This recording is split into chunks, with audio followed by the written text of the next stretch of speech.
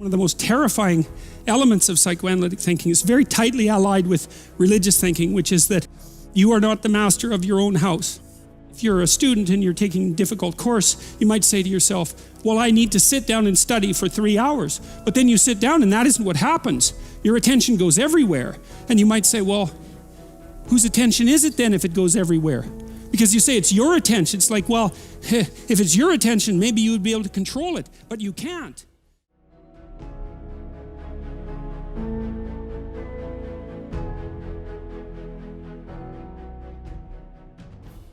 And so then you might think, well, Jen, just exactly what the hell is controlling it?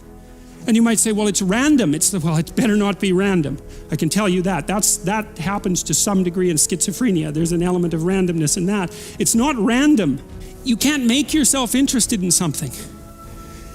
Interest manifests itself and grips you. That's a whole different thing. And so what is it that's gripping you? And how do you conceptualize that? Is that a divine power? Well, it's divine as far as you're concerned because it grips you and you can't do anything about it. And so there's a calling in you towards what you're compelled by and what you're interested in. And sometimes that might be very dark and sometimes not. But you're compelled forward by your interest. And so the idea that what moves you away from your country and your father's house and the comforts of your childhood home is something that's beyond you and that you listen to and hearken to. That's exactly right. And you can say, well, I don't want to call that God. It's like, it doesn't matter what you call it exactly. It doesn't matter to what it is, what it's called. It still is. And if you don't listen to it, that's the other thing. If you don't listen to it, and I've been a clinician and talked to enough people now, as old as I am, to know this absolutely. If you do not listen to that thing that beckons you forward, you will pay for it like you cannot possibly imagine. You'll have everything that's terrible about life in your life and nothing about it that's good. And worse, you'll know that it was your fault and that you squandered what you could have had.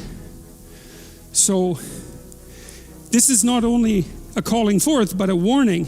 One of the things you see with people all the time is that maybe they're trying to stumble forward towards their ideal, as poorly defined as it might be.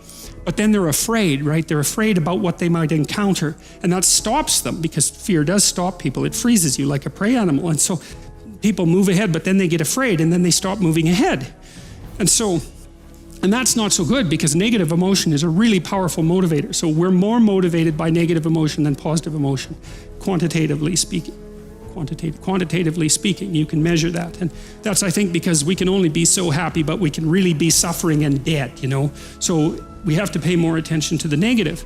And that's bad because the negative can stop you. And then in my clinical practice, I often talk to people who are trying to make a difficult life decision and they're weighing out the costs and the benefits of making the life decision, And one of the things I always talk to them about is, wait a second, that's an incomplete analysis.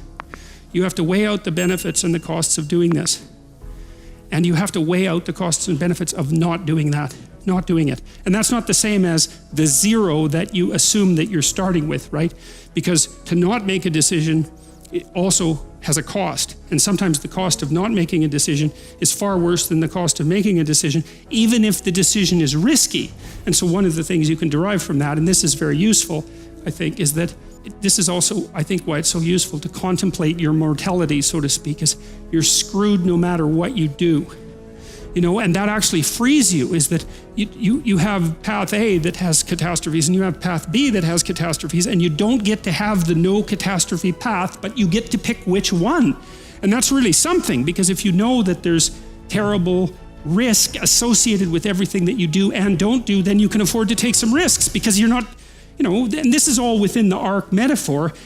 I'm still making the case that despite the fact that your life is essentially catastrophic, you can make a covenant with the highest ideal and that will take you through it the best way possible. I'm still making that case. You're a terrible writer, but if someone put a gun to your head and said, you have to have your 100-page thesis done by next Monday or I'll shoot you, but I don't care how terrible it is, you would sit down and write it. And the thing is, then you have it, right? Then you have something, and then you can fix it. You can iterate and fix it. That bad first draft, that's the most valuable thing. And so that's what you need. You need a bad first draft of yourself. The fool is the precursor to the Savior. Why? Because you're a fool when you start something new. And so if you're not willing to be a fool, then you'll never start anything new. And if you never start anything new, then you won't develop.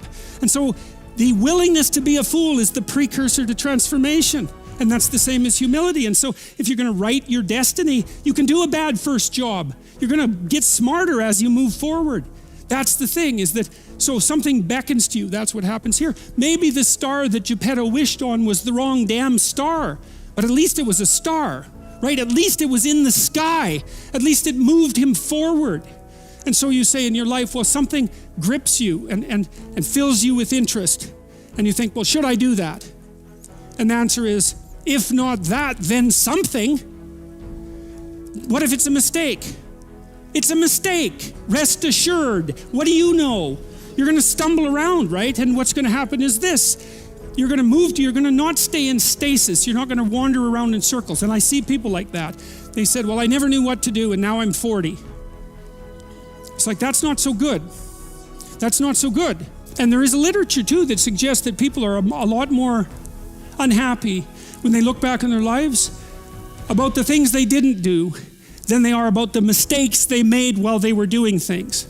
And so that's really worth thinking about too, because there's redemptive mistakes. And a redemptive mistake would be a mistake that you make when you go out and try to do something. You know, you think, okay, I'm going to try to do this.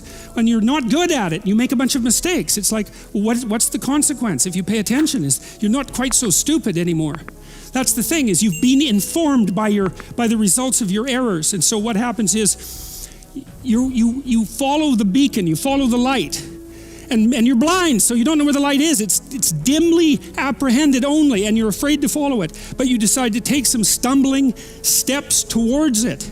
And as you take stumbling steps towards it, you become illuminated and enlightened and informed because of the nature of your experience, because you're pushing yourself beyond where you are, and you're going into the country that you have not yet been in, and you learn something. And so what happens then is the star moves. You move 10 feet towards it and you think, no, that's not right. I didn't get it right. It isn't there. It's actually there. And so then you see it somewhere else and you shift yourself slightly and you move forward. And that's what happens, is that you continue as you change. The thing that guides you forward moves, right? It's like God in the desert in Egypt, the pillar of light that you're following. It's moving. It's not a permanent thing. You move towards it, it moves away. It guides you forward. And so you say, well, is what I'm aiming at paradise itself? And the answer to that is no, because what do you know? You couldn't see paradise if it was right in front of you, but you might get a glimmer of it.